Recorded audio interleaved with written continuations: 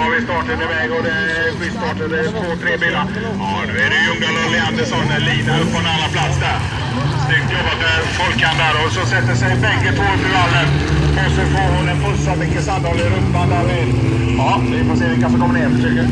Ja, då är det Sundström som ledde i alla fall. Men då är det inte heller för den bilen verkar väl gå så bra. Och då har vi en kombatant för ledningen och det ser ut som det är Pontus. Absolut. Bara då Lundin som plockar på andra platser.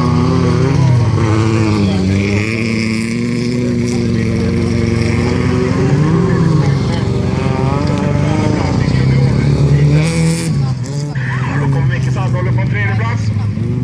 Fjärde platsen då Lina Leandersson. Medan Ljungdahl oturligt upp och står kvar i vallen. Ja, Potterstyggen, han solo kör väl nästan runt omkring här nu. Och så är det Lundin, Sandholm och Leandersson på fjärde. Och så som man går ut i depån för att se vad det kan vara för fel. Det kan vara så enkelt som en gasvagn. Det är ju en riktig chock för föraren när de kommer ner i springetornet här. När det här börjar regna, det blir ju riktigt stor avstånd.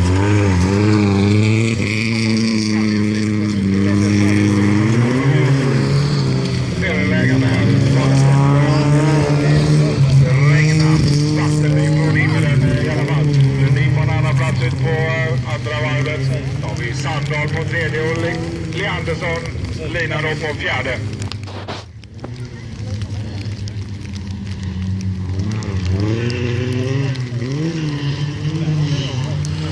Tackar som Lundin har lite problem med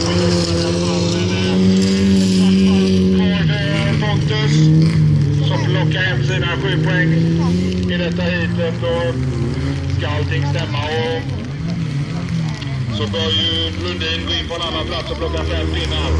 Vi får se Sandholm ligger på en tredje.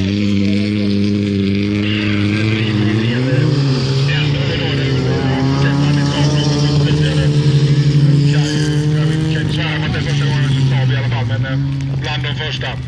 Lundin in på en annan plats, Sandholm på tredje och Lina Leandersson in på en fjärde plats.